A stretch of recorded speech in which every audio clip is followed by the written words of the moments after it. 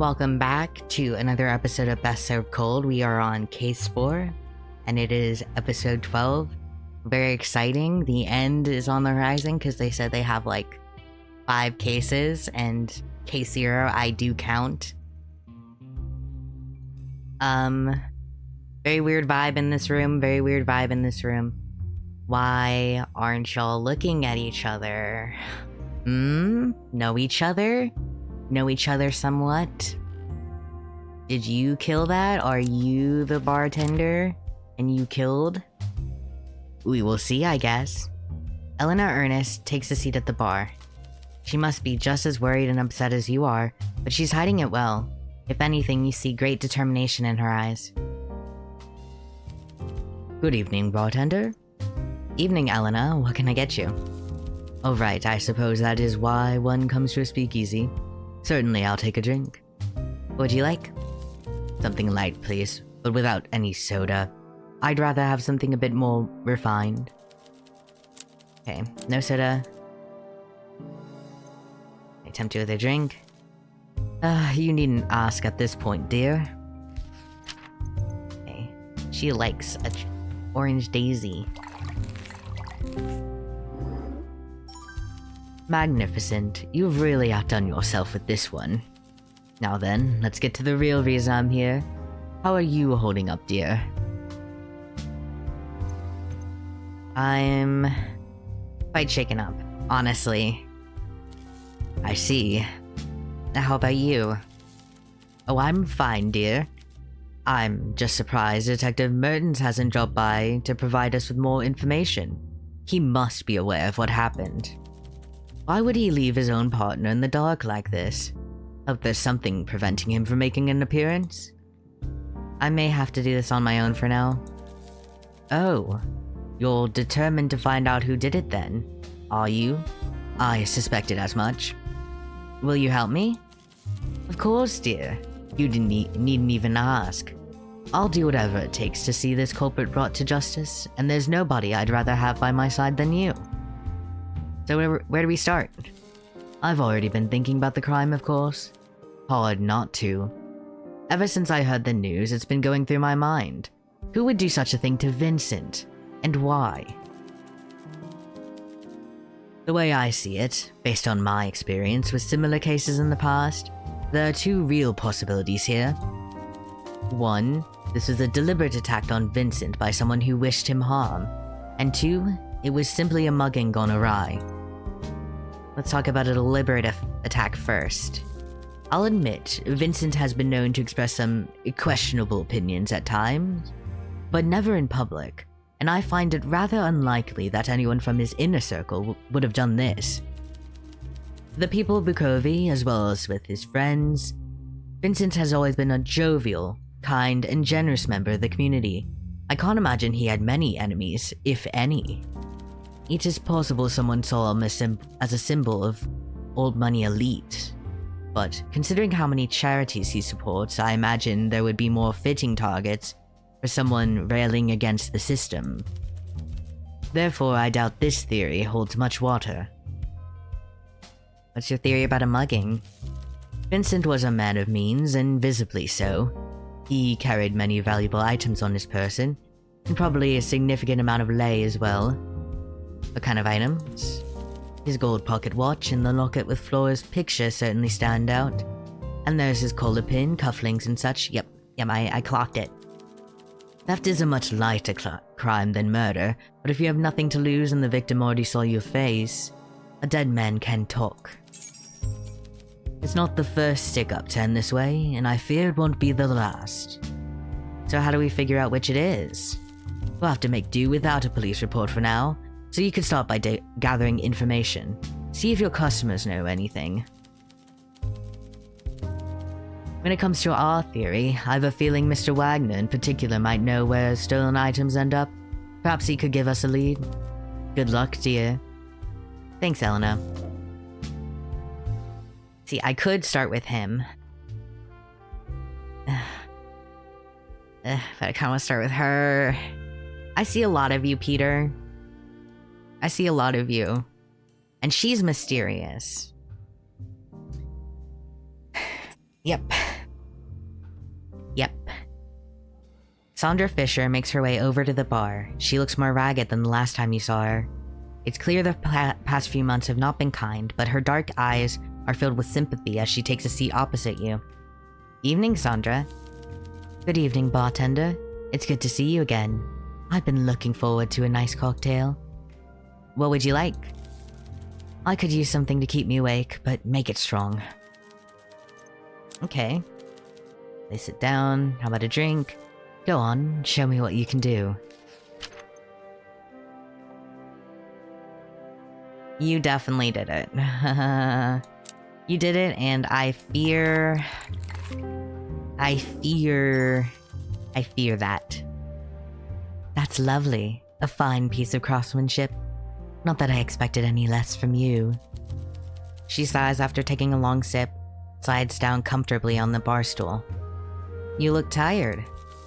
I just got back in town. Home for a good long while now. I really missed it. I have some thinking to do. Things feel so much quieter here than when I left. Like the city is holding its breath, waiting for something to happen. It's eerie. And to think, before the Prohibition, this place felt like the center of the world, always bustling. Anyway, I've not come here to give you tips or advice this time. I think you become as savvy a bartender as I ever was. I read about what happened to Mr. Fleur, so I wanted to offer my condolences. He's not dead yet. Weird expression. I haven't mentioned it. I've thought about that this is a weird expression. That's a relief. Tough old bird. Do you think he'll make it? I hope so. I hope you're being careful. I heard police were investigating the crime scene outside. Tried to offer you advice where I can, but I know you can't pour wisdom into someone else's head. You just offer up good ideas and see which ones they choose to pick up and carry with them. So maybe consider this my last advice to you. If there ever was a time to consider getting out of the game for your own safety, it's now, before the constabulary starts investigating Mr. Fleur's private affairs.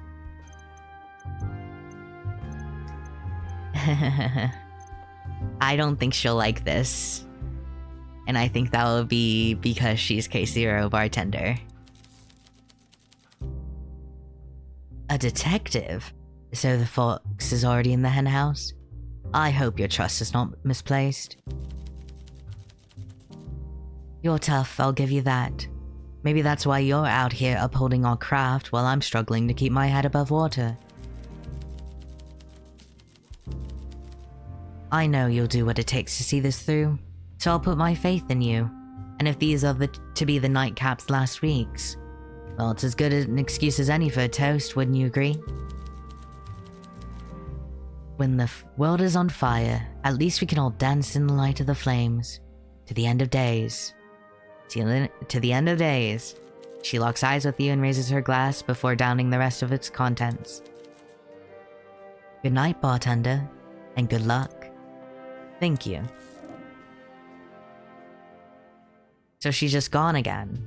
Stop doing that, girl.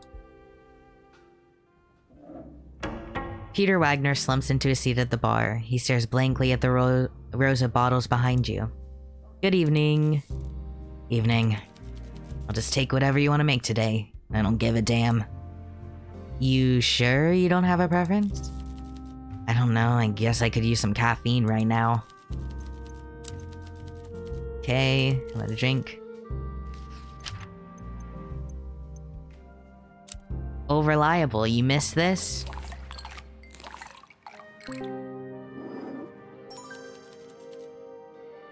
Oh, you're good. You've been doing your homework, haven't you?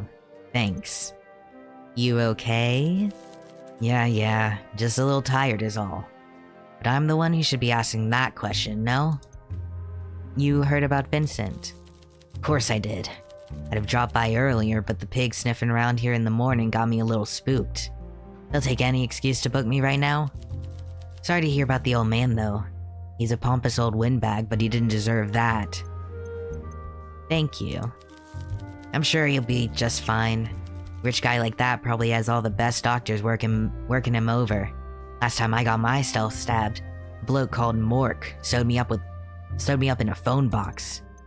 Mork? Anyway, I noticed the weasel isn't around either. Be careful this place doesn't get busted, yeah? The pigs are looking into the old man's affairs. He's not gonna like this. I have faith Hugo will come through for me. Dramatic irony. That makes one of us. I'm gonna call it for now. See you around, bartender. He hesitates as he's getting up to leave. He turns back to you, speaking in a low voice. Oh, and you better be careful, you hear? This is no time to be letting your guard down. Not for anyone. Okay. They just came here. I'm sure bisexuals loved seeing them.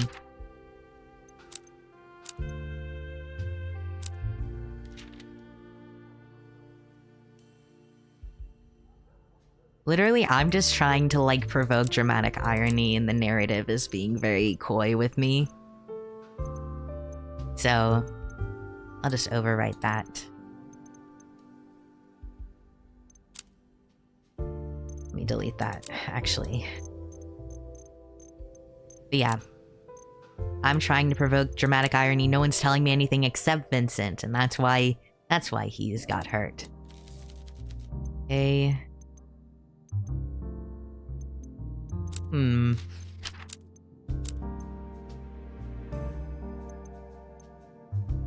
a while, where have you been? Yes, indeed. I decided it was about time my husband and I made another voyage over to the colonies. One of my boys was getting married, the youngest. She's a beautiful girl, local. The wedding was a rather colorful affair that lasted multiple days and involved a lot of dancing and clear spirits. My husband needed some time to recover after it was all over. I hadn't planned on staying long, but I think spending a bit of time in warmer climes did me good. A change of scenery definitely helped. Glad to hear it. Thank you, dear. I did keep tabs on what you were up to while I was there, you know. Oh? You like us? Lombardo case. Don't try to tell me you weren't involved in that. I knew as soon as I read Bjorn's description in the papers. An excellent piece of detective work, of course. But one I would have likely discouraged had I been here. Maybe it's for the best I wasn't. Discouraged? Why? You were lucky you did not find anything more concrete on Vladimir Braz's employers, or you and Hugo may have become just another loose end. A problem to be solved. Do you think we're still in danger? No. If there were going to be repercussions for your curiosity, you would have felt them already. Take it from me. Just be careful next time, If there's anything you learn from me, let it be that. Yep. Could I have gotten, like, that information and then brought it and then everything would be fucked? So what's next for you? My plans for the future?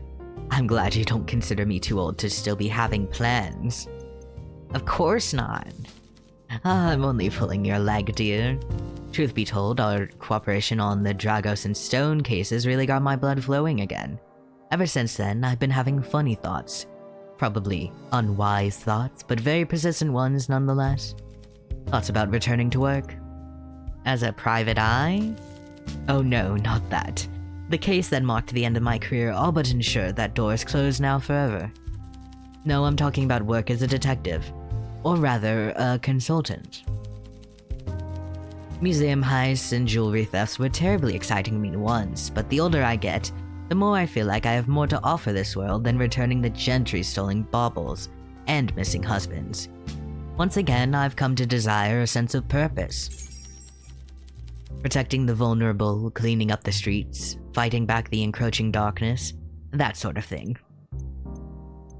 Hey, they'd be lucky for you to have you. My thoughts exactly, even if Commissioner Aldea disagrees. In the worst case scenario, if war really is upon us, the BPD should be happy to have investigators that aren't fit young men. Now, how about you, dear? Me? Yes, surely you're not planning on running a basement speakeasy for the rest of your days. What are your future plans? Or ruin all of our plans? I haven't decided yet. Maybe I'll become an investigator.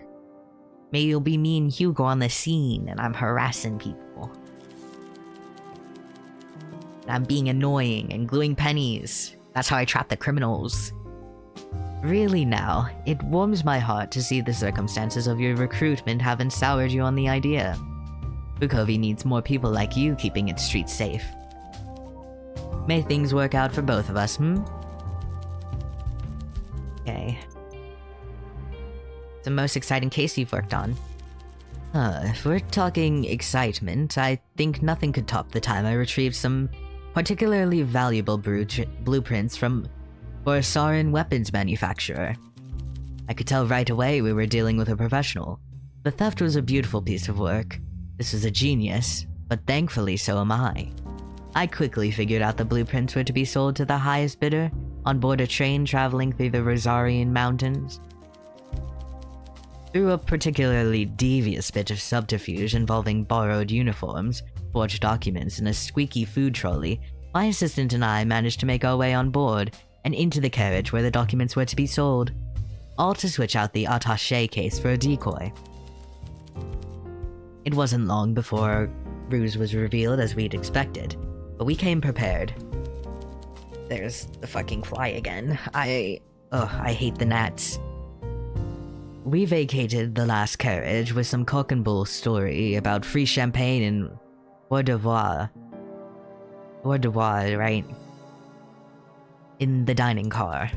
Once we made our way out there, my young assistant blew the coupling and disconnected our carriage from the rest of the train before any ruffians could jump on board.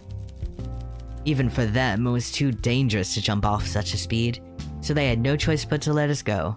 By the time the train came to a stop, we'd have long since escaped. We were losing momentum fast. The train was beginning to pull ahead from us when I suddenly saw her standing there, the open door of the carriage. Even in the darkness, I knew she had her revolver trained on me. I saw the moonlight gleaming on the barrel. She could have taken the shot. My research confirmed she was an excellent marksman, but she didn't. It was the first time ever I saw her face. Those eyes, burning with fierceness I can't put into words. I can still see her now. And she didn't forget me either.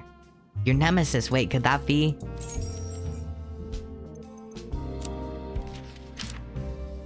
You better not be nemesising over here. I don't know who you are.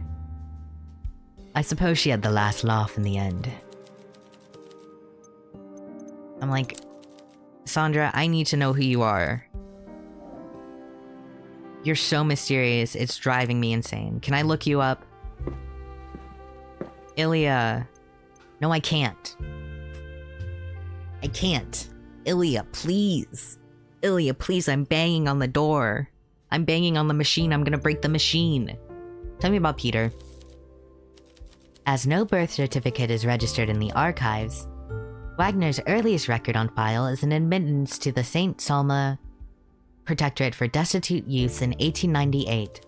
A former associate of Henry King, Wagner's criminal record includes charges ranging from trespassing, petty theft, and disorderly conduct to assault and battery, unlawful possession of a firearm, racketeering, and extortion. In total, he has spent 7 years in prison. Okay, Vincent Fleur, born 1864 in Bukovi. Patriarch of the current generation of the Fleur family, I found many mentions of Mr. Fleur's financial contributions to municipal projects. There's also records of 2 political donations. Yeah. We've read this. Fleur Foundation. Received an official warning. And then this is about the stabbing. Royal Hospital, after he was found by a passerby. Okay. Yeah. Okay.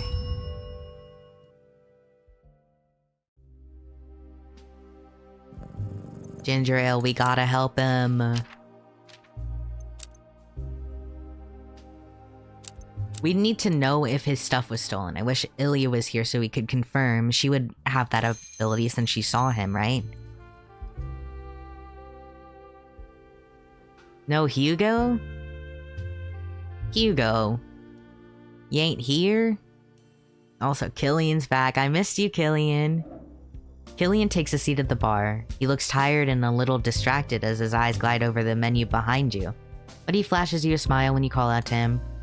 Evening, Killian. Good evening, bartender. I read about Vincent in the paper. I figured I should drop by to offer my support.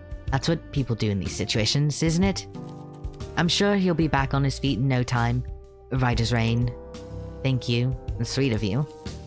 Not had a drink in a while, so I thought about what I was going to order while I was walking here. But now that I've sat down, I've completely forgotten what I've decided. A lot on your mind? Yes, I suppose you could say that. Not all bad things. Actually, mostly good things, but has been a lot. My mind isn't usually this occupied. Sounds like a cocktail is in order then? I couldn't agree more. I could use a distraction. What can I get you? Something sparkly with light rum. Got a drink. Yep.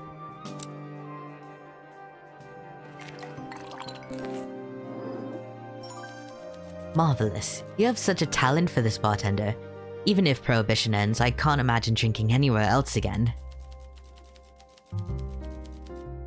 Things have changed a lot since the last time I was here. I'm still reeling from it. I moved out, I've found work, I've even gone back to school. Congratulations! Thank you. I didn't think I'd pull my socks up and give it another go, but I got there in the end. I told you about the little photography over the summer.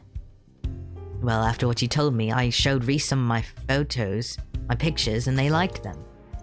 That's great. They said they were rough, overexposed, and amateurish, and salacious, whatever that means. Dude, I'm not surprised. But they also said I showed potential, and that means a lot coming from them. They even asked me to take pictures of their work for their portfolio.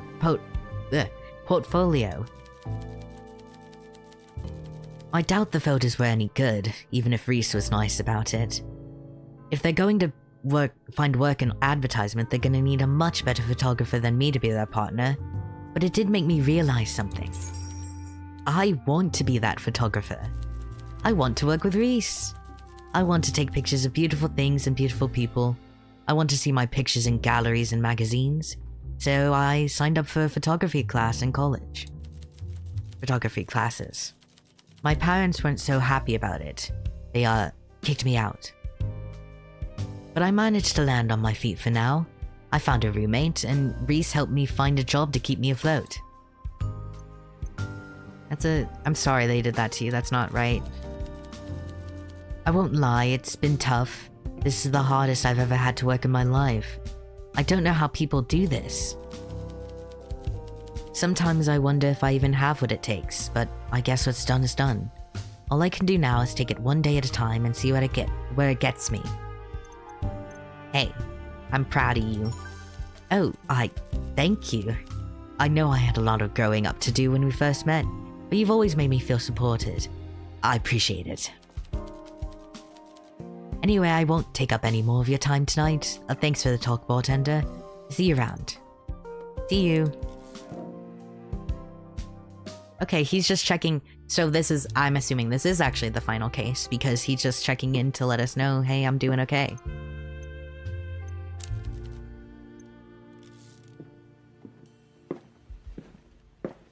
It tracks.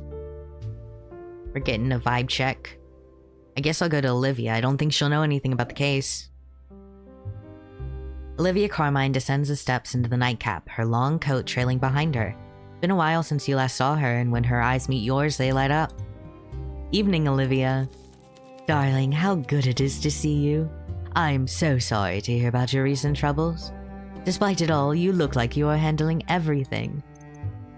You look fabulous. Why, thank you. Things are going well. You've recovered from the events at the Maverick? I am getting there.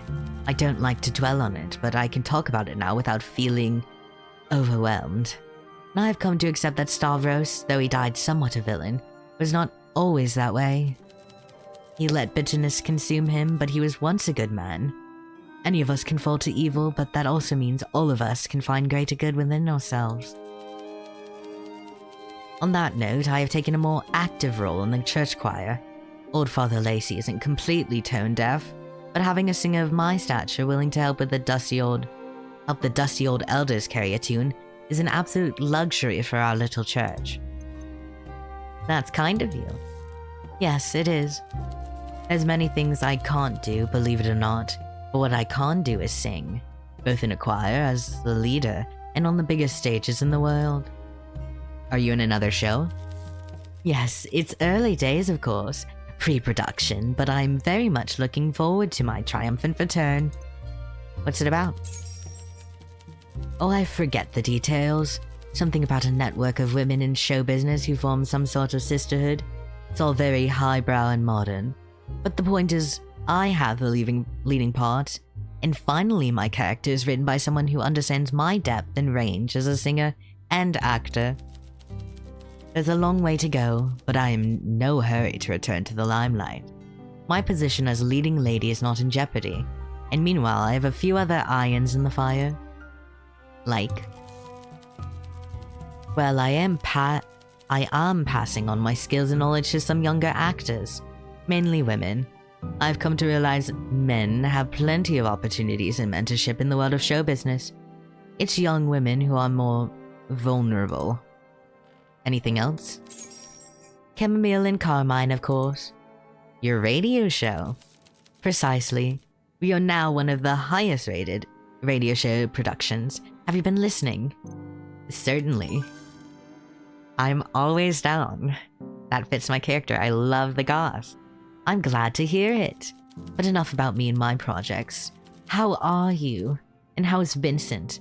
You distracted me with your sparkling conversation, but I came for a reason. To pass on my concern for our patron. Tell me, darling, will he pull through? He's got a strong heart. I may visit him at the hospital.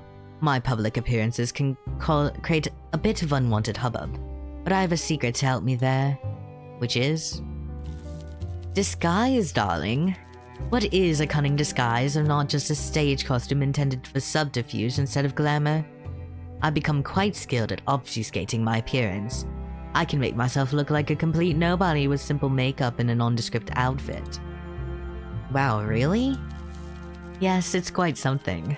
I could teach you how, but I don't imagine dodging the paparazzi is much of an issue in your daily life. Oh wait, I have a better idea. What idea? Instead of making you blend in, I could help you stand out. You've helped me so much, it's the least I could do. Sounds interesting. A makeover, darling. Just say yes. I've learned a thing or two about costumes, jewelry, and ostentation over the years. One night soon, let me help you become truly fabulous. Drinks in dazzling fashion. What do you say? Hell yeah. Splendid. I'm so glad we are becoming friends. And not just because you will benefit so much. I am also fond of you.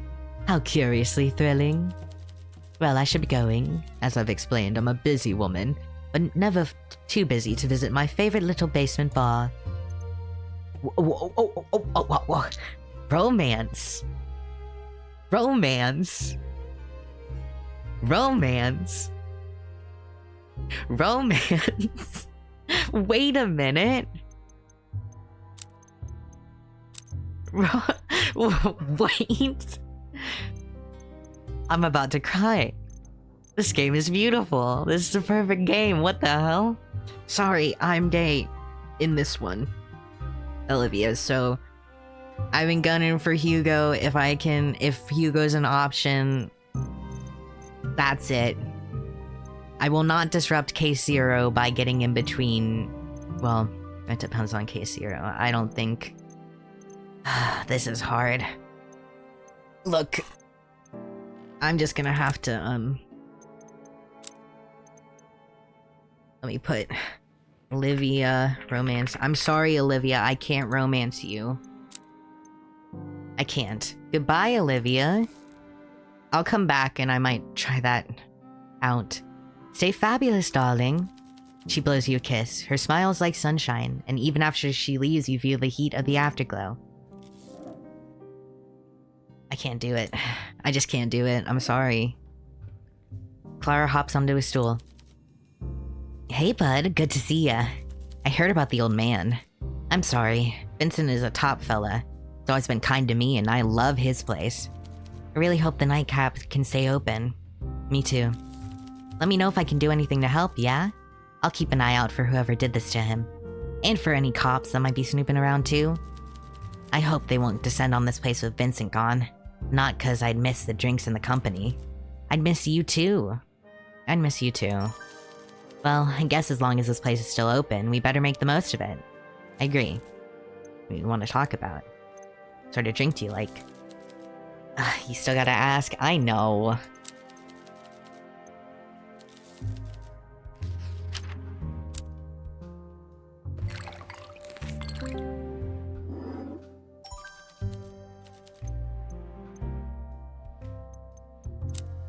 Sorry, Olivia.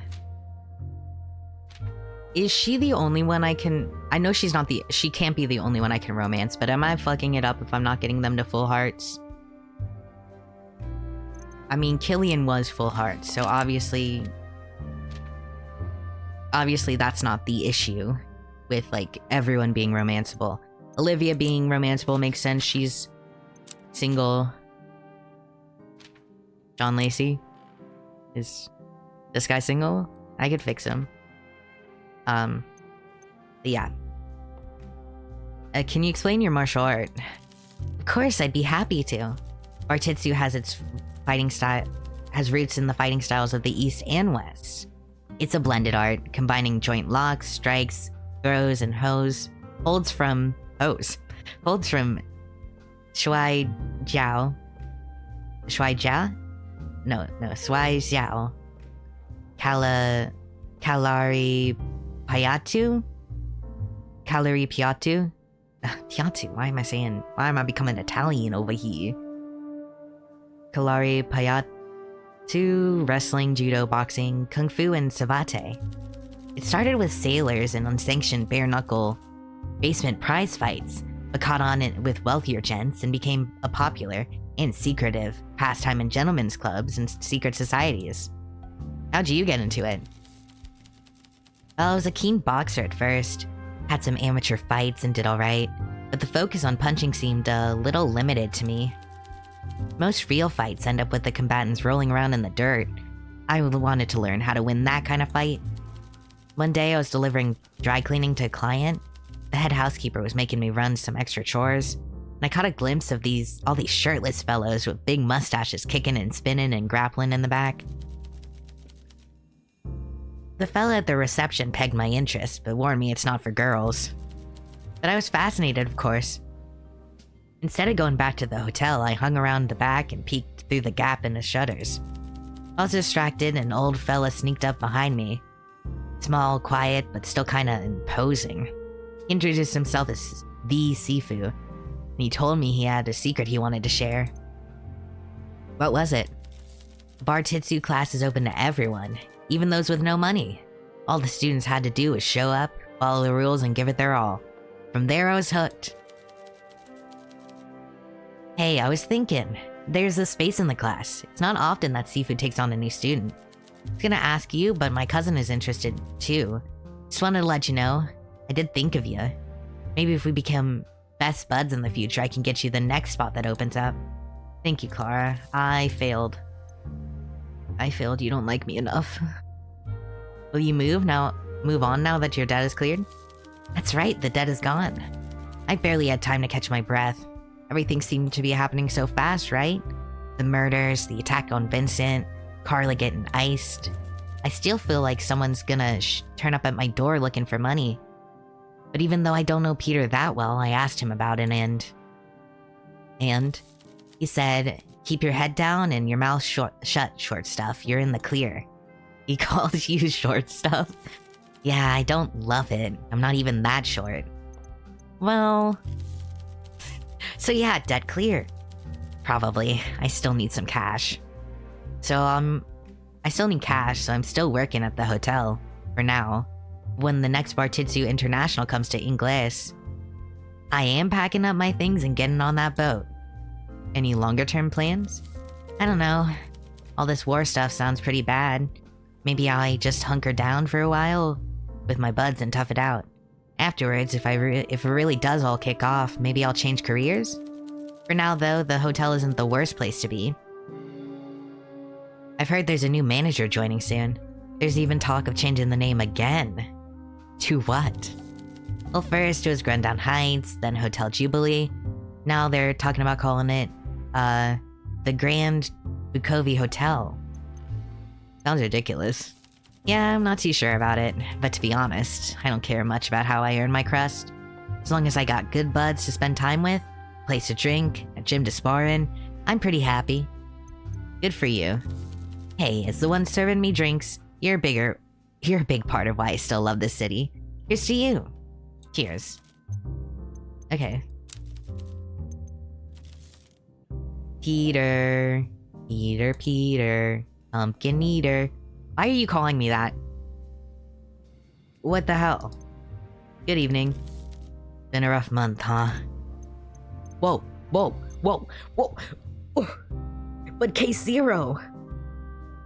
But K0. I'm gonna throw up. Why are you cheating on me with me?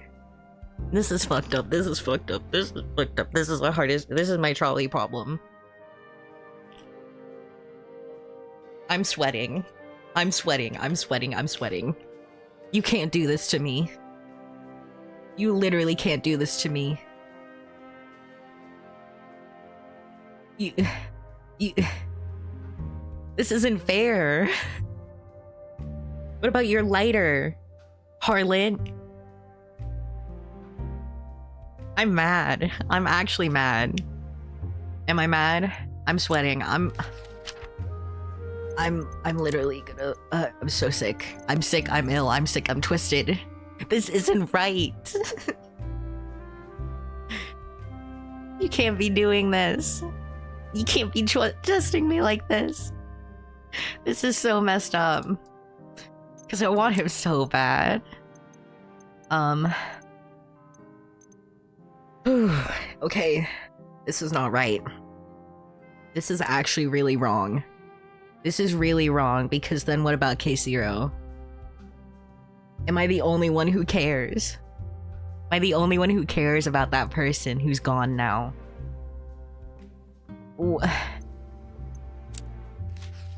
Am I? Do they not matter? Have they never mattered? Is this Sandra? What gives? Where's the answer? Where's the answer to the questions? Because I don't feel good. I feel sick. I'm gonna throw up. This is not right. This is not right. This is sick and twisted and makes me feel wrong. Why am I home-wrecking? What is happening? Like, this is actually... Okay, I guess I'm going over this save. You can't be doing this. You can't be doing this to me, because this makes me sick. This is actually really fucked up. You can't do that. Like, actually? Does Casey... So, what about that? Huh? I can't do this. I can't do this, because what about the romance? Why am I don't know enough about how all of that resolved. So, to me, I'm just stepping in. I'm stepping in my toes. I'm putting my toes in the water, and the water might be acid. Like, why am I doing this? Like, I'm just a little guy who glues pennies down. Why do you want me? We don't have history. I mean, we've known each other for like a year. But I also... but also me. As a player, as a person, I'm like, I need him so bad. I need him so bad, it goes crazy. It's It's unsanctioned. It's not right. It's just the role-playing aspect. Like, I can't do this. Like, I could do it with, like, Olivia. Olivia, we're fine. She's, like, flirting with me and everything. You're not flirting with me. Why are you doing this? Hey, Zero bartender's gonna be like, welcome home, cheater. This is fucked up. I'm clicking. Stop calling me that. I'm gonna throw up. This is not right. This isn't correct. Have I now? Don't know what you're talking about, love. Not calling me Squirt anymore, for one thing, yes. Start hyperventilating. I think you do. He hesitates. His expression is hard to read, but you can tell he's measuring his words carefully. Stop! Stop! You can't do this!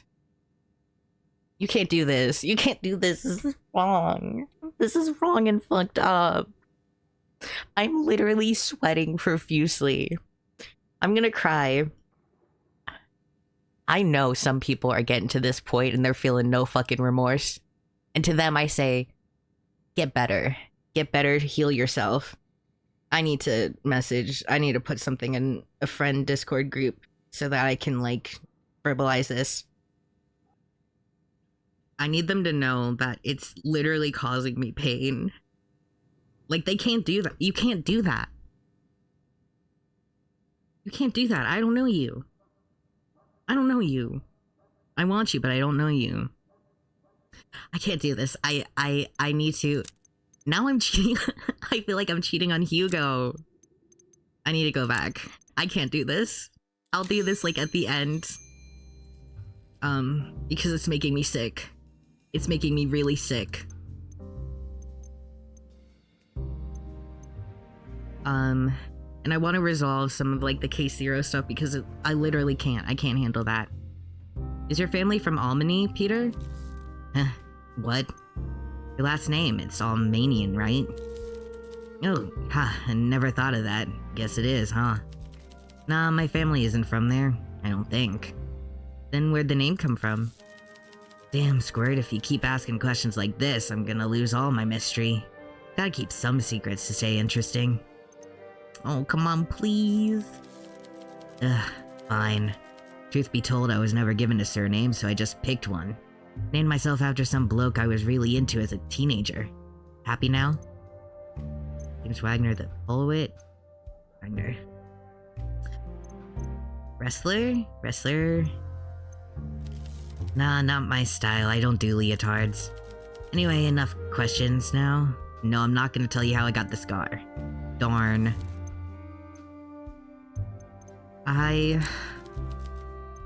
feel sick. I feel sick. I feel sick. I'm ill. I'm ill and I don't... It's only been a year. It's only been a year. As far as I know, they're still in prison. So what? So what? So what? You're just gonna move on? I'm sick. This is actually really bothering me. I need to vent, like, a little bit more about this. Yeah, but it does feel so welcome home, cheater. Like, why are you... I can't handle this. So what? You don't care? You don't care?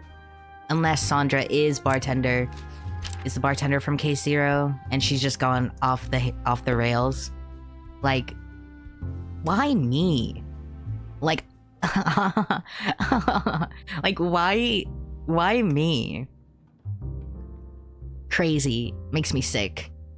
How are things for you nowadays? Not gonna sugarcoat it. It's the pits. Breaking ties is tough. It has consequences. There's certain IOUs you have to honor, and even aside from that, I'm not exactly hireable. It's been rough. Hope you're not thinking of giving up? Of course not. What, you think I'm a quitter? He winks boyishly. I could never forgive myself if I backslide now. I faced a lot worse than destitution. Been shot, stabbed, beaten up. Hell, the priest of the Protectory used to put out cigars on the back of my hand. But I always made it through. I'll get my foot in the door someday. If not, I'll just have to become a miner or join the army or something. Can't be worse for my health than 25 years of smoking and fighting. Besides, it does help that I managed to fence Carla's fine art collection before I decided to go straight. Clever. You look a little tired lately. Do I now? Guess I've not been sleeping well. I have had a guest over a couple months now.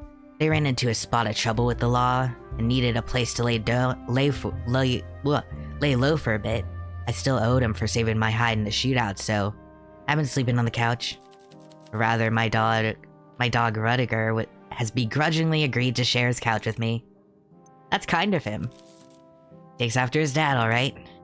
Are they moving out soon? No clue. To tell you the truth, this rough spot is lasting longer than I thought it would. But I guess as long as they do chores and walk the dog, I can't complain too much. I don't think the cops are on their tail right now. I just worry being kind to people is gonna land me in trouble one of these days. That includes you. You're calling me a bad influence? I can't romance you right now. It's making me sick. Shooing me off already. Fine, be seeing you. You can't seduce me here because you don't have that. I'm not in love with you. In this one. I say swallowing deeply. Deeply shaking, quaking. Like, it takes all my power not to romance him, but it actually... Like, it's sick and twisted. Y'all are sick and twisted for this. I can't do that. Like, you can't do that for me. That's actually really fucked up. Like, I can't look at him. I can't look at him. I know you're allowed to find other aspects, but you can't keep on to that fucking... the fucking lighter for that long and have me be like, oh, this person you've known for this long. Unless... No, there's no excusing it. I will do the romance just to see it. But I fear I don't like it. I fear I don't like it unless something justifies it in the narrative. I fear I don't like it. I would rather he be continuously pining. Prime.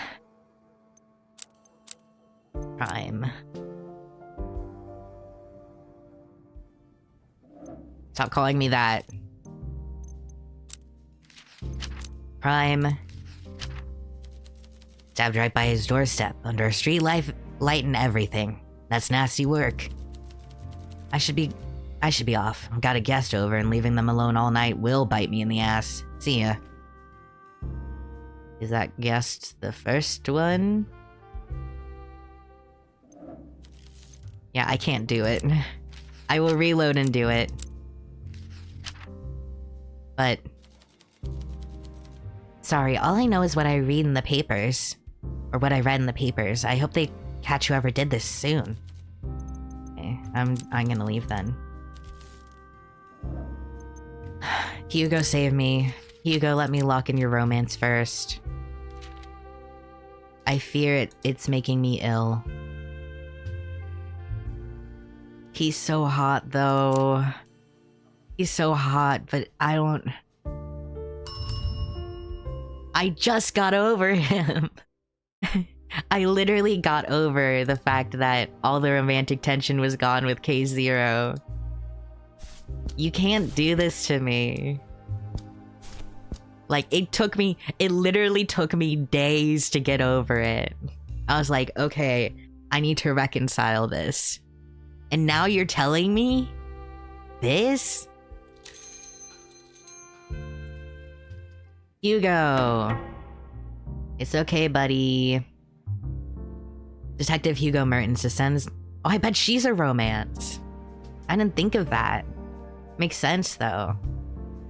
I think maybe it's her, Olivia, and then Hugo and Peter, I guess, are romances.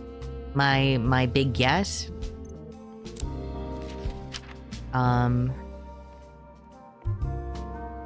Yeah, that would be my guess. Unless Reese comes in with the steel chair, which would not be mad at. Or they let me in. Let me in. I would love that. To be normal for a second. I would love that. Detective Hugo Mertens ascends the steps of the nightcap.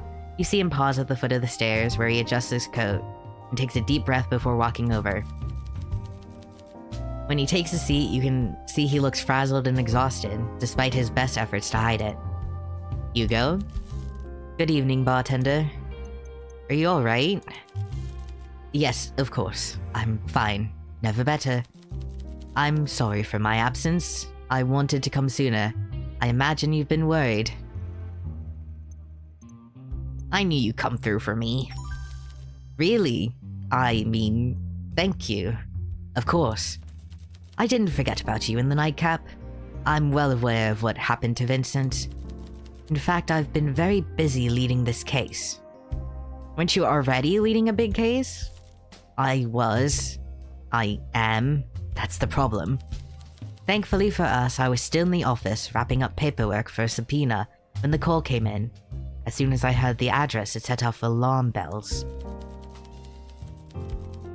The nightcap is the last speakeasy in Bukovi. If anyone from the force gets so much as a glimpse inside this basement, it's all over. I convinced Dispatch to hold off on summoning the nearest patrol, told them I would examine this crime scene myself. I was able to pull strings with my superiors to claim the case directly. You can do that? You got sway. I had to cash in some favors I was really hoping to put to use elsewhere. But yes, it's not exactly standard procedure, though, nor is it particularly good form. Vincent is a known, dare I say beloved, figure in Bukovi, attacked right on his doorstep on the boulevard. As cynical as it is to say it, he doesn't survive this and the case is reclassified as homicide. Solving it would be a serious feather in the cap of any junior detective. It would make them a hero. I see what you mean. As important as it is to protect you, I'm not making myself popular by putting this case on my own plate. Not that I was very popular to begin with.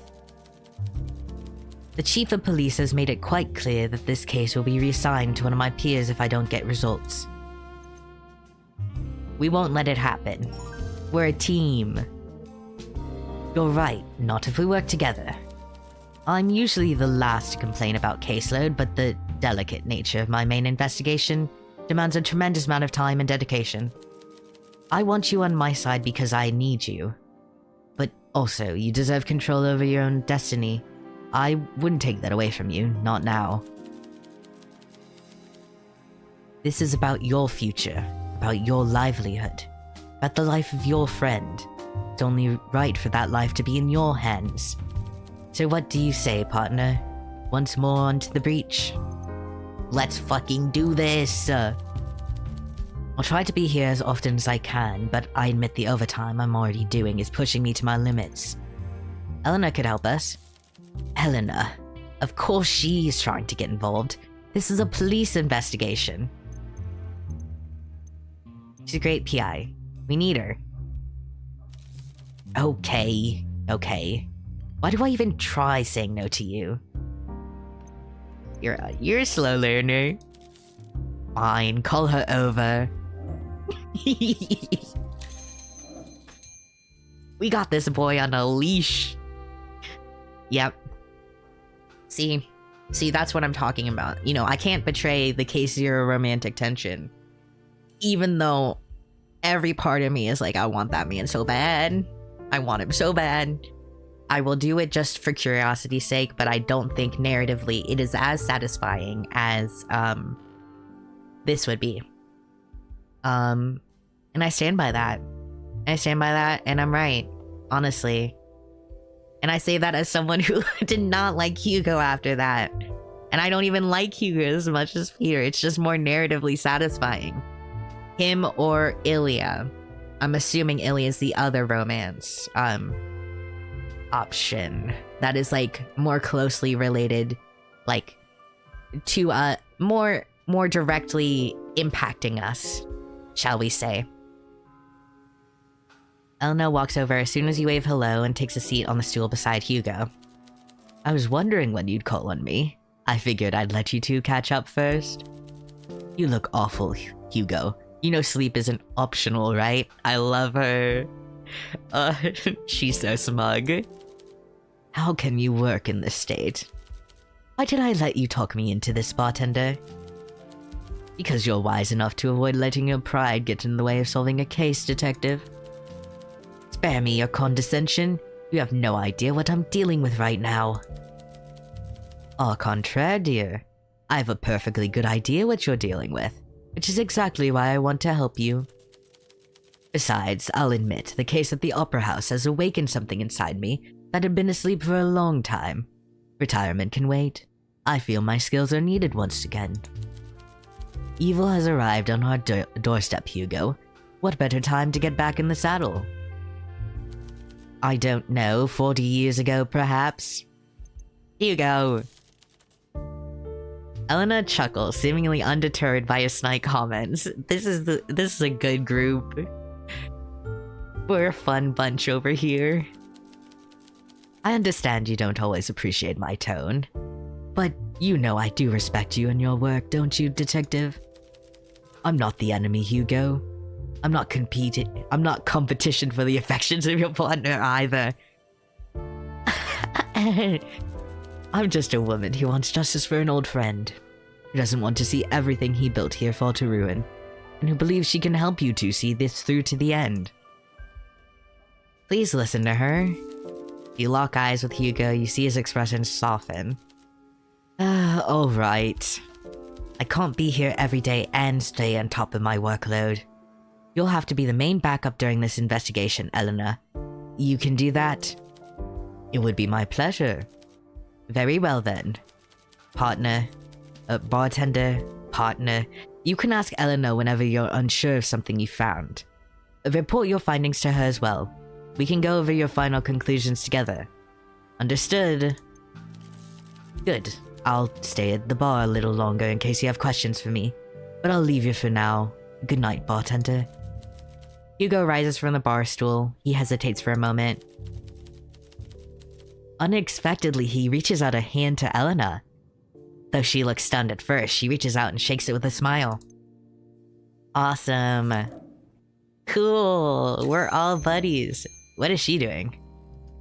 Ooh, okay, Goss. Goss. So the detective has agreed to play nice and share. I knew he'd listen to you. This is our chance to learn what the police knows. If anything was stolen, Hugo would surely know. I'll leave you to go catch up.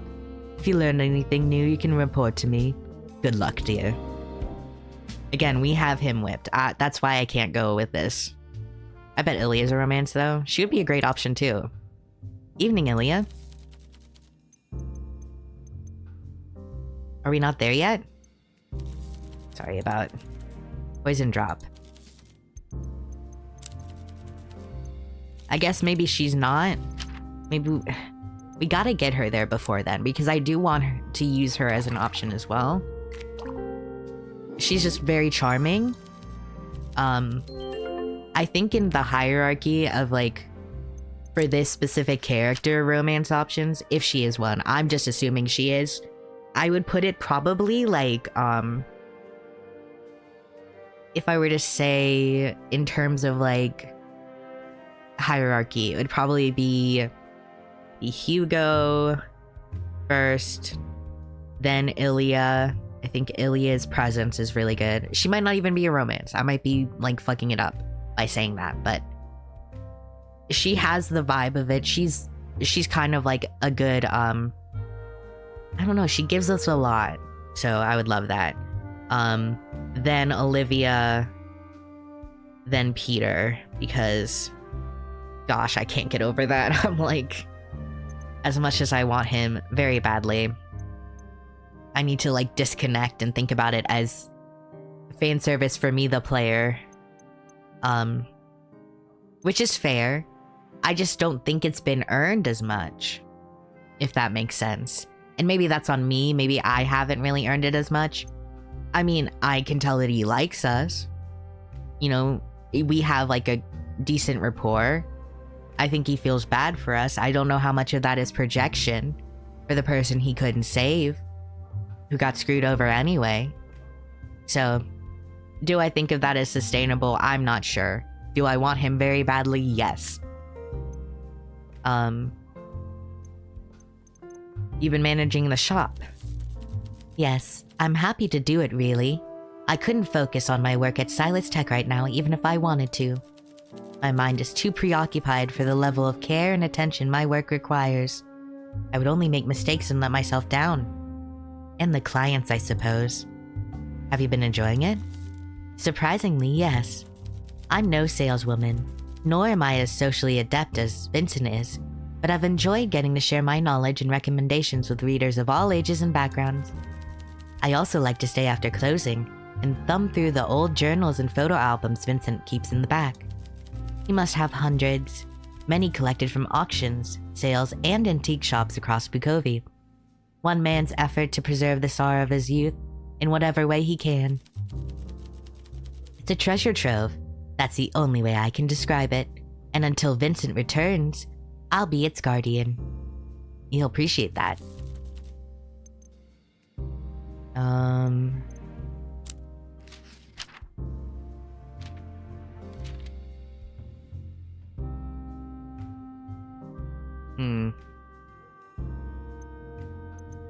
What do you do to take your mind off things? Not enough, it seems. It turns out my usual pastimes can only soothe me so much in a crisis like this. Even the books upstairs can't distract me from my worries. What are your usual pastimes? Nothing very adventurous. I play the clarinet. I enjoy walks in the park. I go swimming on Saturday mornings. You got a lot. You do a lot. You're a very active girl. Mostly I just enjoy reading. I'm never as happy as when I'm learning something new, diving into a whole new world I don't understand yet. What about you? What's your favorite pastime besides mixing cocktails and breaking the law? Where is the penny option? I only enjoy it. I think like games. They seem like a nerd. We seem like a nerd. Yes, I can see that. You seem the type. I'm sure I'll find something to ease my mind, but until then, a nice cocktail certainly helps. Keep 'em coming. You have plans for the future? In times like these, it seems unwise to make plans. Who knows what the world will look like this time next year? What would you like to do? Well, I still haven't seen as much of the world as I'd like. Not enough to know where I want to settle. Vincent told me he would take me out traveling. It didn't really sound like a question. He said there's a lot he wants to show me. If you ask me, I think there's a lot he's wanted to see, but never had the chance to. Not before his wife became ill, at least. And certainly not after. He's done a good job of convincing himself he's too old for it now. So I'm more than happy to be his excuse to finally get out the door. It'll be good for him. And after that, who knows? Perhaps I'll return to Bukovi. Perhaps a nice small town will catch my eye. Perhaps I'll buy a cottage with a personal library and 10 cats. Who's to say? World is your oyster. I need to be able to romance you. You should be a romance option. This is sick and twisted. This actually makes me ill. Why am I clicking on it? Stop calling me that. I didn't get you a drink, did I?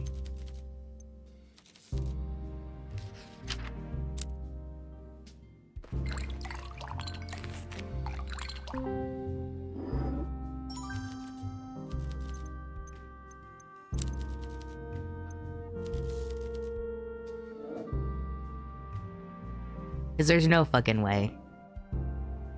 Okay. Feng Bai takes a seat at the bar. She looks worried but greets you with a smile. Good evening. Good evening. Are you holding up okay? I'm alright. Just worried about Vincent. Me too, dear. I brought him fresh flowers this morning. The bedside table was overflowing with cards. Hard to imagine anyone could hurt a man so beloved. It's awful seeing him like that. He's normally so animated. And he'd finally gotten back to his usual jolly self after the spot of trouble in spring. Can I cheer you up with a drink? Oh yes, a fine suggestion. What are you in the mood for? Okay.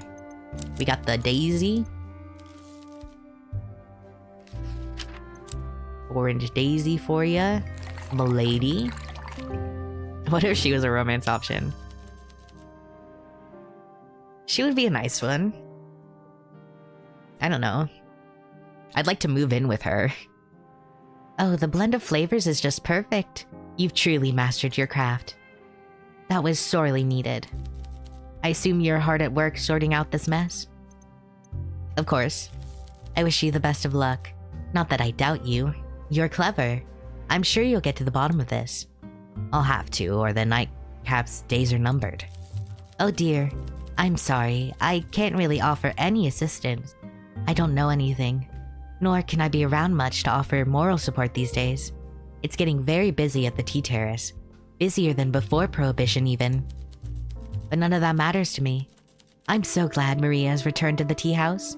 She's like a ray of sunshine peeking through the clouds, even when the days are getting darker. She liked the new color of the walls, but I have a sneaking suspicion I have you to thank for giving her the last push to come visit. Maybe? I know it wasn't easy for her after what happened, but it brings a smile to my face to see her there, especially when I see her chatting away or playing chess with her new friends. Such a resilient girl. I've noticed a lot of new faces recently, including, to my delight, Father Lacey's. Father Lacey at a tea house? Oh yes, speaking to people and everything. Or well, mostly being spoken to, but still. Now that the weekly choir rehearsals are happening in the back room of the terrace, quite a few members of the congregation have started gathering there to socialize during the week. I convinced him it was a good opportunity to connect with his flock. I'm sure it does him good to get out of that dark old rectory more often, but to be entirely honest, I also believe it might do my guests at the terrace some good to feel the presence of faith. Goddess knows we could all use a bit more of that these days. You know, you're always welcome there too, no matter what happens. I know what it would mean for you if this place was discovered, especially without Vincent here to shield you. But I also know you won't go down without a fight. Isn't that right? Yeah, I'm not quitting. I knew it. I admire your spirit. It reminds me of myself when I was younger. Standing up for your community, even if it means throwing caution to the wind. Not to mention the law. Just remember, we're here for you, dear. The way you were here for us when we needed a listening ear and a stiff drink. I must get going, but I'll pray for you in the nightcap. And for Vincent. May the goddess watch over us all. Good night. Okay. Nothing else. Absolutely sickening. I can't even look at him. He's very pretty though. This is probably like a same moment where I get it so that Hugo doesn't romance me. Or I don't romance Hugo.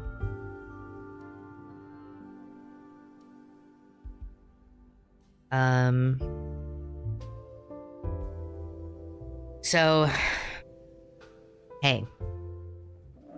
Good evening, bartender. Evening. Been a long day. What do you wish to discuss? Personal life. Is there no one waiting for you at home? No one waiting for you at home. You single? You single? Wait, I didn't ask what type of drink you like. I'm not supposed to... Oh, whatever. Just get me something with coffee, please. Anything to keep me awake.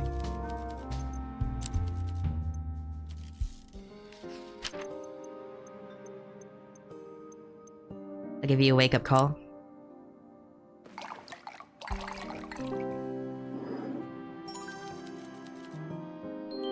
Yeah. You think... Like... What was I gonna say? I literally just lost my train of thought. But he's making us work for this romance, I guess. This is excellent. To think I'd been missing out on these for so long. It's been a long day. What do you wish to discuss?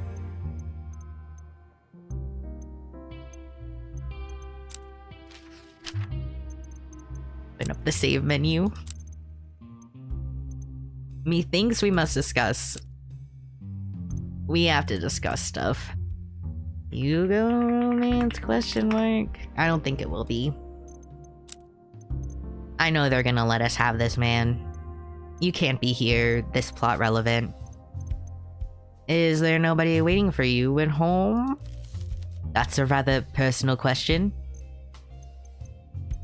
Seriously, we're still doing this? Ah!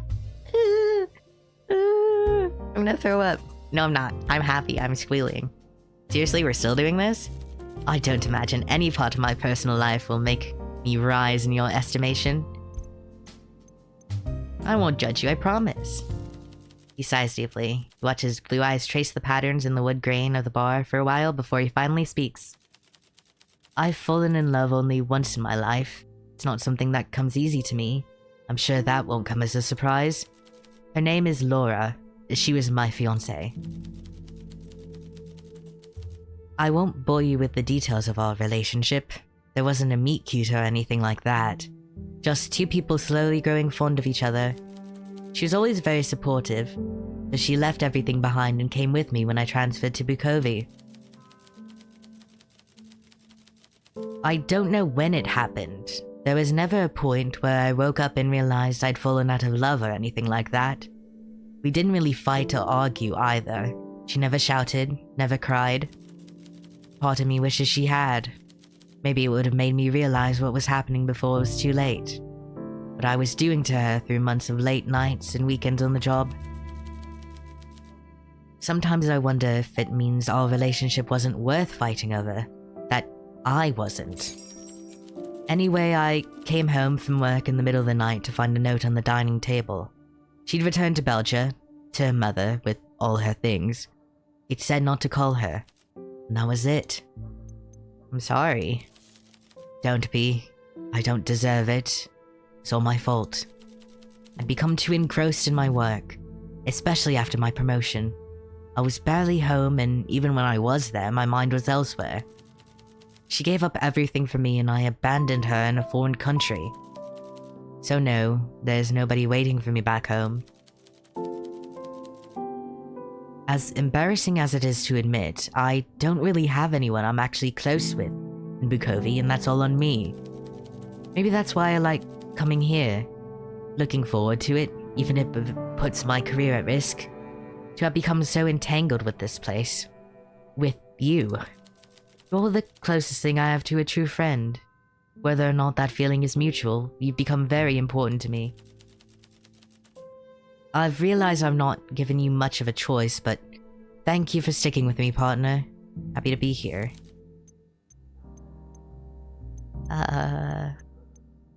Ooh. Fuck it, we commit. We commit. No. I'll just watch. I'll watch and see if that's an option, and I'll replay. I want to... Let me load. Let me redo it. We'll do the Hugo romance. I think it just makes so much more sense. Hey, we could die at any point. That's not why I'm asking. I don't know if you can hear. I don't know if you could hear me move in my chair. I'm like normal. I'm normal. We're okay. Everyone, chill out. Everyone, chill out. We can't fucking blow this. If you blow this for me, I'm blaming you. Okay. Are you interested? Don't worry, I'm not teasing. The detective flushes beet red and turns away. By the time he's ready to face you again, there's a disarming sadness in those piercing blue eyes.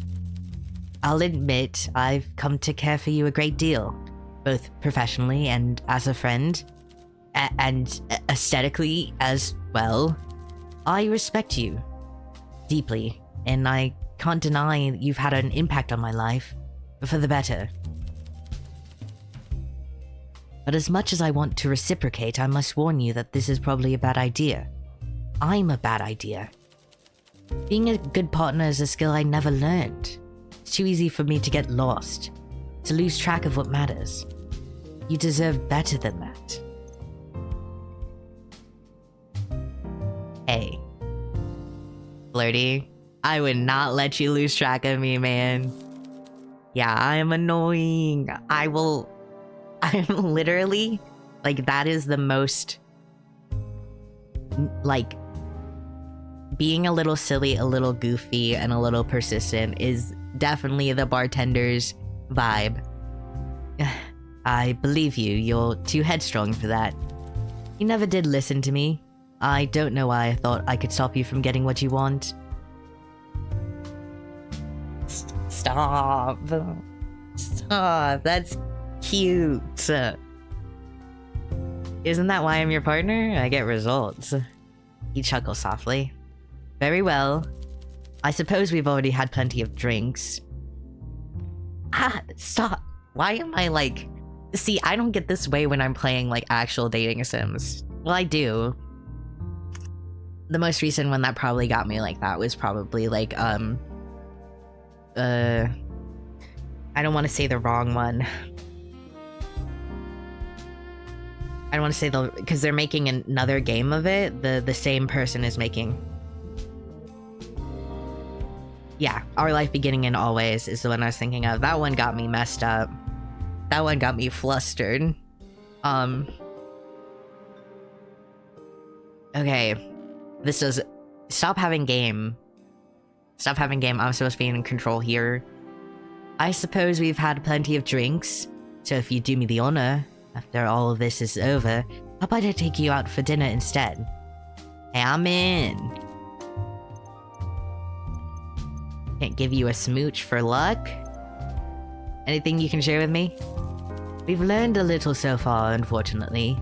At first glance, it seems a typical act of pointless violence. Hundreds just like it in Bukovi each month. But something about this feels wrong. It was over in a single strike. No fumbling, no struggle. There's nothing left at the scene, and despite occurring close to the tramway line, there were no witnesses either. The attacker acted swiftly and efficiently and struck like a viper.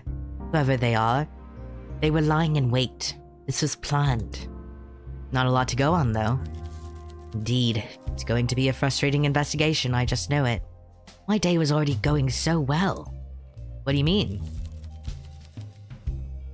I found a rather interesting piece of fan mail in my letterbox this morning. Look at this.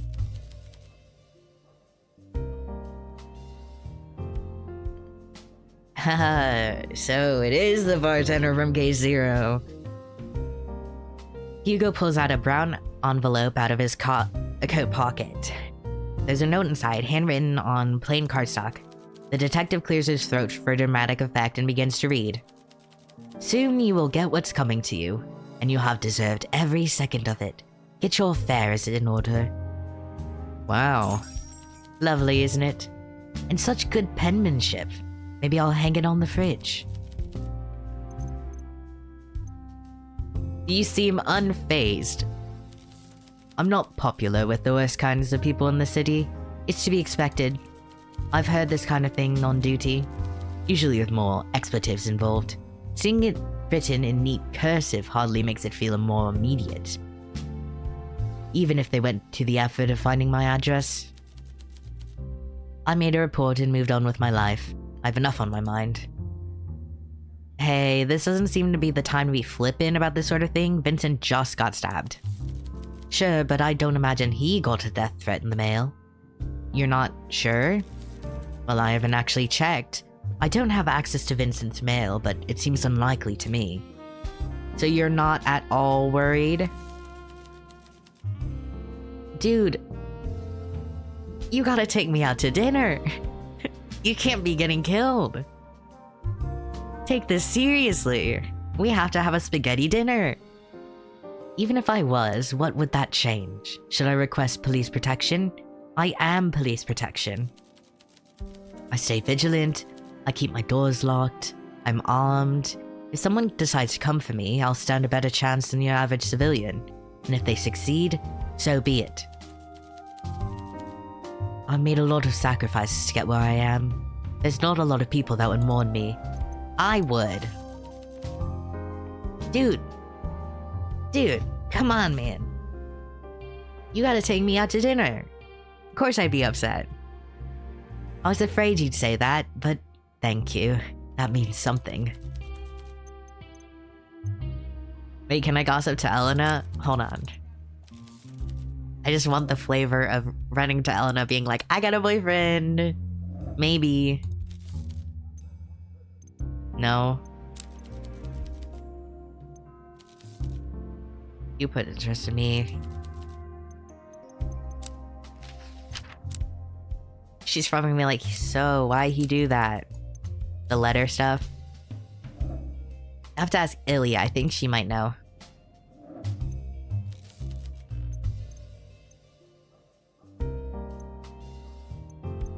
Okay. How's your other case going? Well, I'm starting to understand what salmon feel like when swimming upstream. Only they probably have less red tape to deal with along the way. Don't salmon die at the end? Yes. I can't discuss the details for obvious reasons, but it's a delicate matter. Fraud and misappropriation of public funds involving a high-profile individual. Public figure that's more heavily embedded in Saran politics than I realized before taking on this case. Half my work right now is trying to tease out just how many pockets this guy's hands have been in. Considering the amount of inexplicable bureaucratic hurdles I've had to jump, I suspect more than a few of my superiors are involved. Sounds rough. It is, but patience, secrecy, and delicate paperwork like this are my forte. I am losing the accent. And if I pull it off, this case could be huge. It could blow this viper's nest of corruption wide open. And if you fail, I would not fumble the best chance I've ever had of making a real difference in this town. I would also lose my job and my reputation. Actually, it could probably end a lot worse than that, but I'm sure you get the picture. Anything I can do? Fortunately for you, none of the people involved are customers of yours, but even if they were, I need to get my own house in order. I'm not dragging you into this. Thank you, though. I appreciate it. Best of luck. Would you say we made a good team so far? What's this about? You're not feeling insecure, are you? I just like to know how I'm holding up in your estimations. I see. I suppose we have gone through a rather lot together. The Dragos case was a tremendous start. You won justice for Lena and probably saved the lives of goddess knows how many others. Wendy Brooker's reign of terror was stopped in its tracks. The case at the Maverick, you really humbled me there. I was lost in the weeds until you swooped in. I've not forgotten. The Lombardo case is probably our proudest moment. The proudest I've been of you. You spared an innocent man the noose, and opened my eyes to a level of corruption I had missed. Looking back on all of it, it's safe to say we've had a good run, you and I. You've been the best partner a detective could ask for. Bukovi is lucky to have you. Last year I would have said your real talents are going to waste behind the bar, but I know better now. This is exactly where you shine brightest. Thanks, sir. What are your plans for the future? Honestly, I've been thinking about returning to Belgia. Bukovi has never really felt like home to me, more like a place I'm surviving. I thought I could make a difference here, but I've only become more jaded. I don't know if leaving is the right solution, though. Maybe this job is making me cynical. I've come to realize how many of my peers turn a blind eye to what's really going on in this city, usually for a fat payoff. I don't know if I'm fixing anything, railing against a system like that. Can it be fixed? Maybe I should just walk away, refuse to contribute further. You should stay. You need to take me out to dinner. Perhaps you're right. Okay.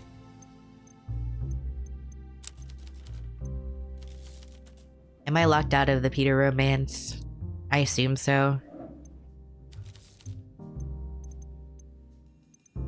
I want to call it curiosity. Let's call it curiosity. He'll be like, you're dating that guy. What about you guys? I don't know what to talk about.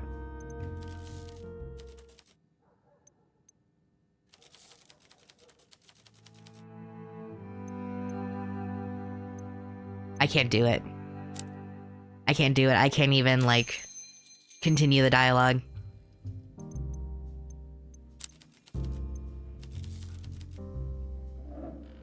I will do it at some point, but right now, it's too much.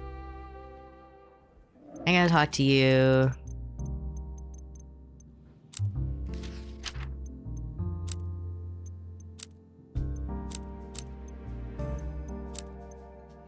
Did he lose anything? A mugging, a solid theory, but I don't think it's correct. All the items you mentioned were accounted for, as was his wallet, which still had an absurd amount of cash in it, might I add. Only one thing was conspicuously absent. Vincent's ring of keys, including those for his home, the bar, and the shop. Someone stole his keys? I sent a junior officer to his home to check for any signs of theft. Thankfully, his residence was undisturbed. I checked Libraria myself before coming here, but I didn't want to risk the safety of the nightcap by letting someone else snoop around there unsupervised. Was anything stolen? I don't know yet. I was going to ask Ilya to check the register, but perhaps you could do it? I'd rather not frighten her, and you have a more delicate touch. I'm on it.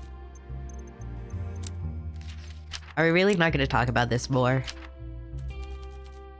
The letter, what else do you want me to say? You seem unfazed. Okay.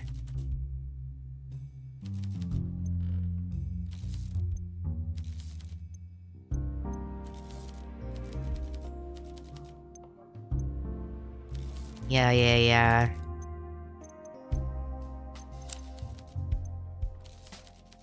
Hey, Elena. Elena, did you hear about this? This fucking guy, we need to stop this guy. How he can be so cavalier about these things, I'll never understand. Did you ever receive letters like this? Only once or twice. Mostly from freshly divorced adulterers whose downfall I helped set into motion. Bukovi was very different during my time on the force, and people's opinion of me shifted when I went private. I was no longer part of the machine, but an independent, to call on in times of need. Most nasty letters I got sent were your usual fare. People telling me a woman has no business being a detective. That's awful.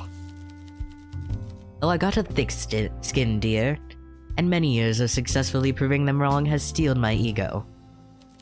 In any case, I would not take this sort of threat lightly if I were Hugo. I wonder if he was the only one to receive it. Illy might know. Yeah, I think that's very likely. Can't gossip with anyone.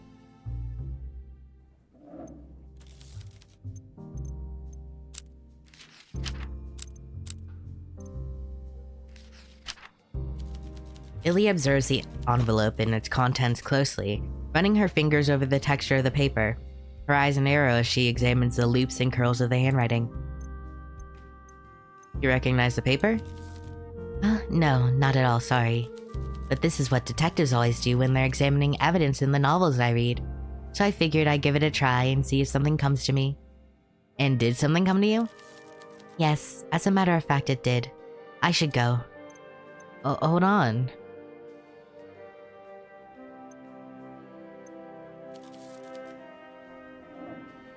Okay.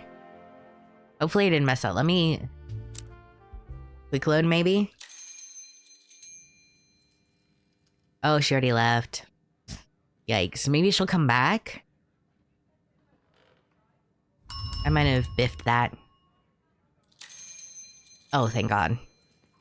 As you're sweeping the floors and giving the bar top a last wipe, Illy appears at the top of the stairs. She walks up to you excitedly, furnishing a small envelope. You found something. I have. I had a theory, so I decided to test it. And it seems I was correct. As you open the letter, your eyes immediately fall upon the eerily familiar handwriting. Yep. Where did you find this, Ilya? On the desk in Vincent's office. When I first entered the store after the attack, I noticed there's already a pile of letters under the mail slot. Vincent kept a tray for unread correspondence, so I figured I could tidy that a little. I quickly sorted through them before I filed them away, collecting the cards and well wishes, and ensuring important matters were handled, including some bills from your suppliers, let's say. So Vincent got one of these as well. It seemed so, although considering it was unopened, I don't think he actually read it before. Well, you know. For a man who receives that much mail, he could use a filing system. Bets on your life really ought to be top of the pile. Balance on the bills. I hope this will help you complete more of the puzzle, bartender. It does. Now I can show it to Hugo and be like, hey, don't be an idiot.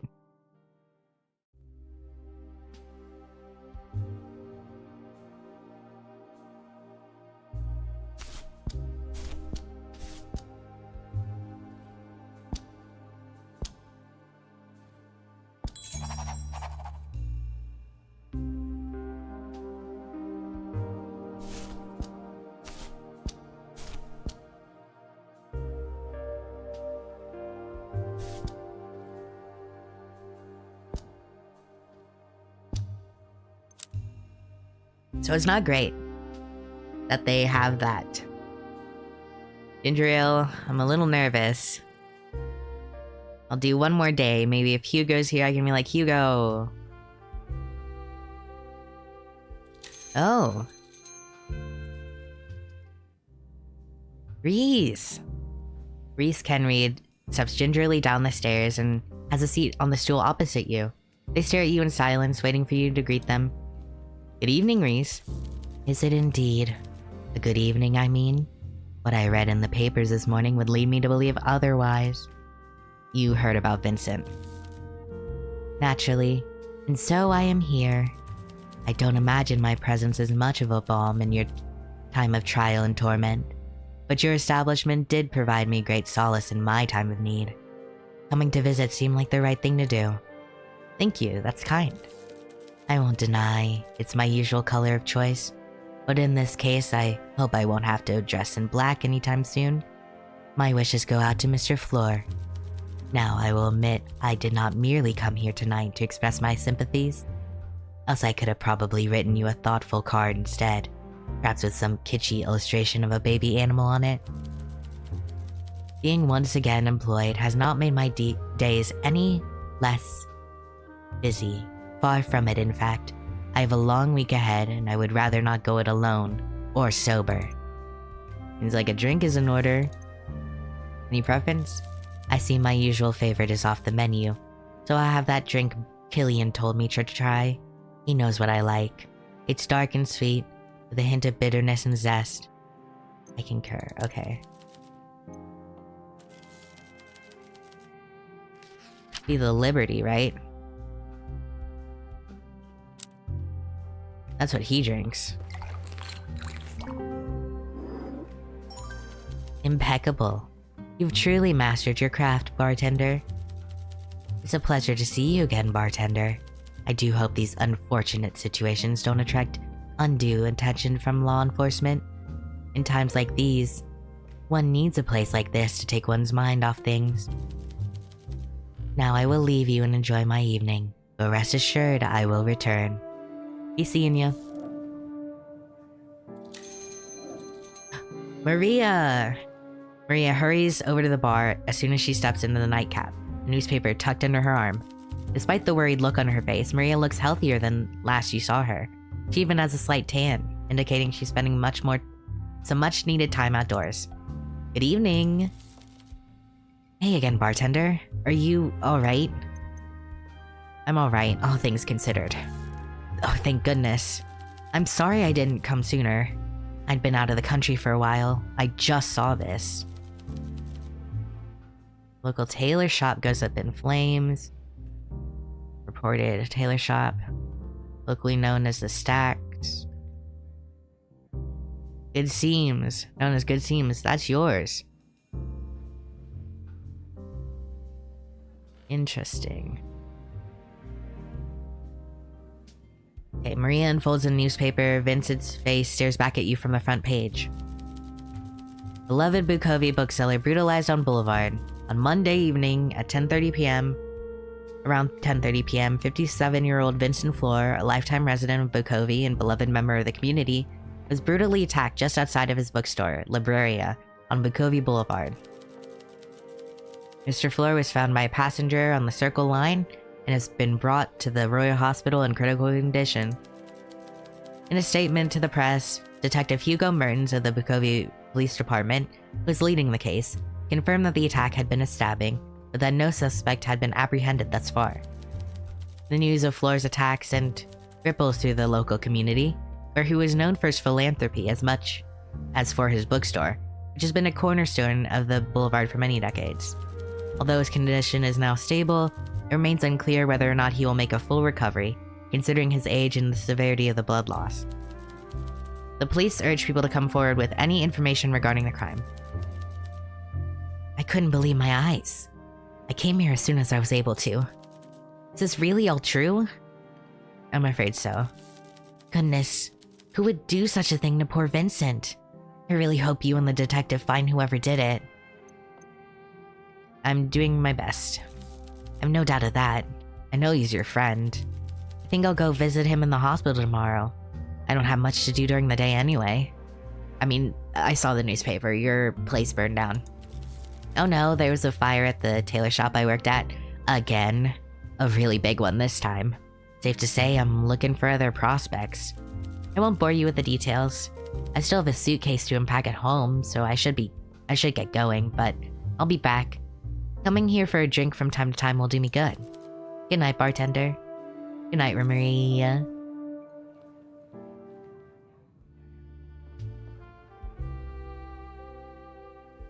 Interesting.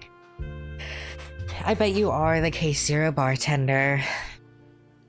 I don't want to steal your man, but you feel a lot more sinister than I expected.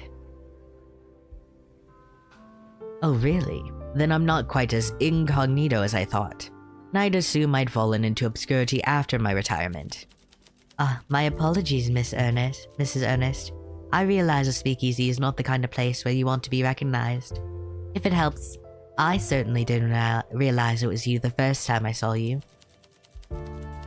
But I've been a big fan of your work since reading about the theft of the diamonds in the paper when I was little. Naturally, I was a bit starstruck. Oh yes, certainly one of my more high-profile cases. The article came with a rather flattering photo of me as well, if I remember. It's no trouble at all. I'm glad to be recognized for something as worthy as that, rather than my more recent banal cases with wandering husbands and such. Of course. You're one of the greatest private eyes Bukovi has ever known. Truth be told, I only disturbed your evening because I know about the work you did before that, with the police. I'd hate for a poor bartender to get in trouble with the law. Especially with what just happened to Mr. Floor just outside. Yes, don't you worry, dear. You have nothing to fear from me. I'm rather fond of our bartender too. Vincent is a dear friend, so I'm very much invested in seeing this situation resolved. I won't rest till he is vindicated. I'm sure we'll get sorted out if you're on the case, Mrs. Ernest. Let me know if I can help. That's sweet of you to say, dear. You seem quite protective of the bartender. Are you friends? Are you a romance option? Sandra, are you a romance option? Bartender from K0? That actually, if that's the case, in my hierarchy, I would put her above Hugo. I love Hugo. I think that is so fucking interesting. To be like, I'm taking your hand in delicious vengeance. I didn't realize her earrings were red either. Oh, I'm not so sure. But I care about them. I could tell they were a little wet behind the ears when I first came here, so I showed them some tips and tricks from my days as a bartender. Most of those I had to learn the hard way myself. It's nice to pass on some of my knowledge. I have no kids to teach. I can barely afford to feed my cat. Our bartender has had many mentors, but I think we can all learn a thing or two from how they talk to people, how they listen, how they read between the lines. You're right. They have managed to talk their way out of trouble more than once. Indeed. But remember, Sandra, the best stories always start with trouble. Interesting. I want to talk to you. Good evening, bartender. Evening. The streets feel strangely quiet lately. I just hope it's not the silence before the storm. I think I'll stick around for a little while. What sort of drinks do you like? Anything with coffee?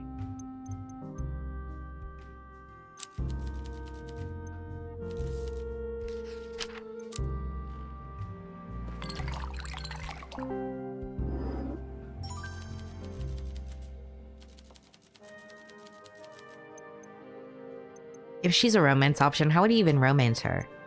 What are your plans for the future? Bold of you two seem I have any. You seem a sensible woman to me. She breaks into laughter. It's warm and pleasant, and slightly husky, just like her voice. You don't get the feeling she lets it out very often. For a moment, she simply studies your face. There's a twinkle in her eye when she speaks. Truth be told, I'm a little lost. Maybe I could use some advice from a friendly bartender. Lay it on me. Very well.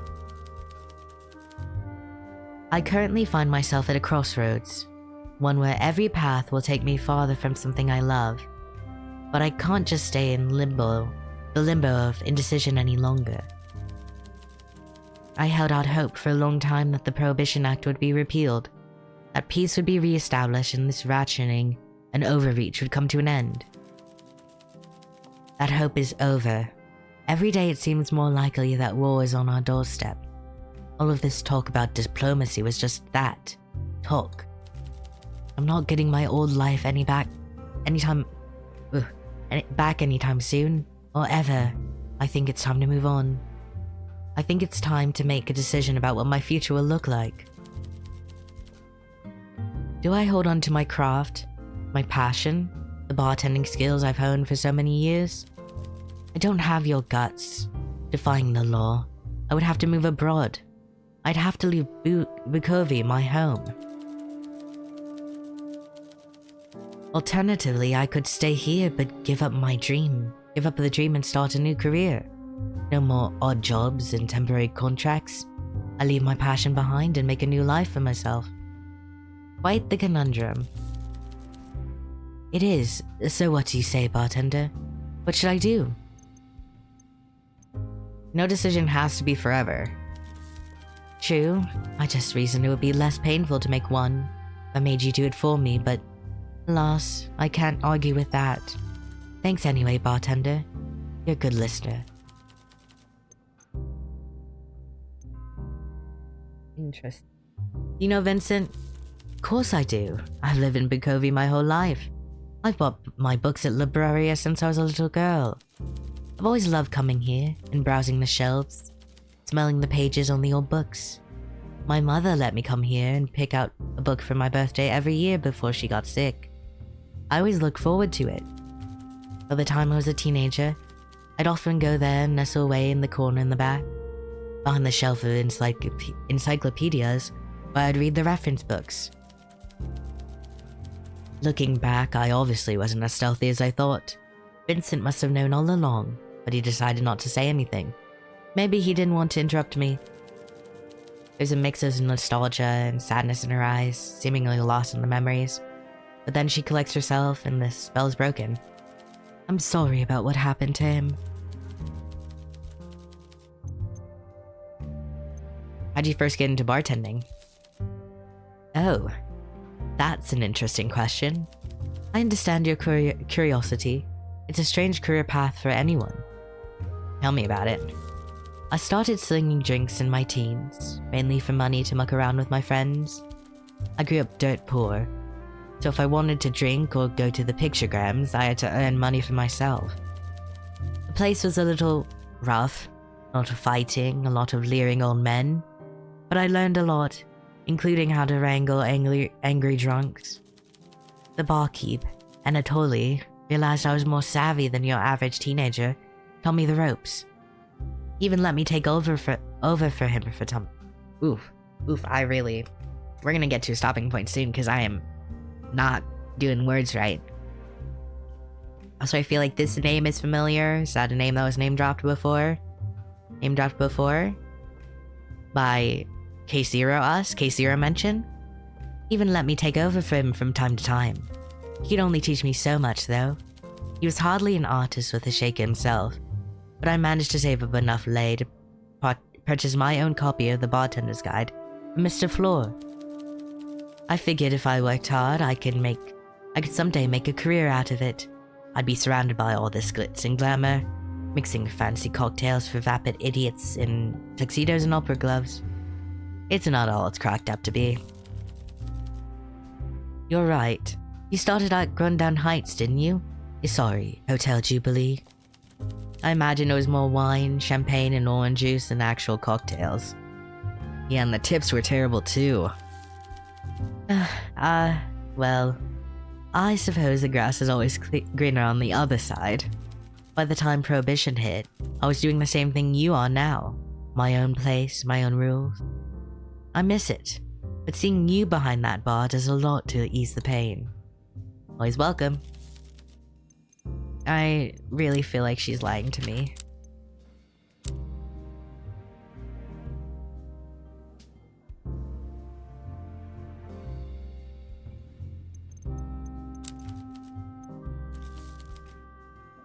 She's definitely lying to me, but what can I do about it? Let me look into her. Let me look her up. I know why they're not letting me do it.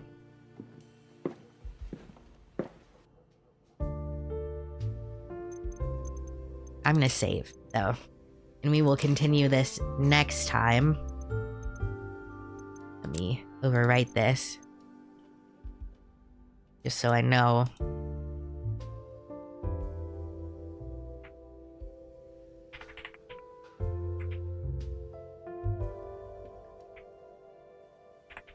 Let's do that. And I will join you guys next time. Bye-bye.